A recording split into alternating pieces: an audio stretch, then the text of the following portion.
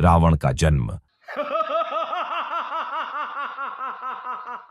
रहस्यमयी कथा।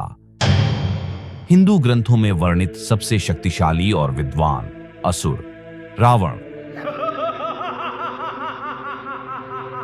एक ऐसा योद्धा जिसने देवताओं को भी चुनौती दी। लेकिन क्या आप जानते हैं कि रावण का जन्म कैसे हुआ? आइए जानते हैं इस रहस्यमयी कथा को। रावण के माता पिता रावण का जन्म महर्षि विश्रवा और राक्षसी कैकसी के संयोग से हुआ।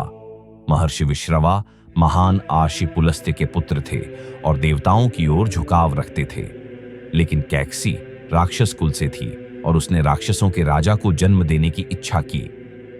वरदान और शाप।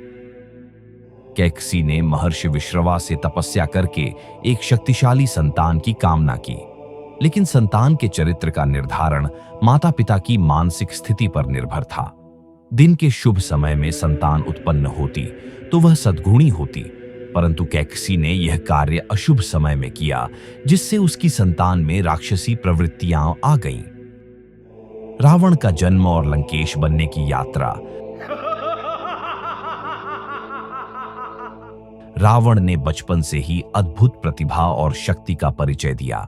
उसने वेदों का अध्ययन किया और अपार ज्ञान अर्जित किया, लेकिन राक्षसी प्रवृत्तियों के कारण उसमें अहंकार भी बढ़ता गया। रावण तपस्या कर रहा है। भगवान शिव से वरदान अद्वितीय शक्ति पाने के लिए रावण ने कठोर तपस्या की और भगवान शिव से अनेक वरदान प्राप्त किए। फिर वह लंका का राजा बना और लंकेश कहलाया।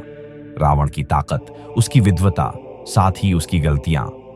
रावण सिर्फ एक दानव नहीं था, वह एक महान विद्वान, कुशल योद्धा और शिव भक्त भी था, लेकिन अहंकार और अधर्म के कारण वह विनाश की ओर बढ़ता गया।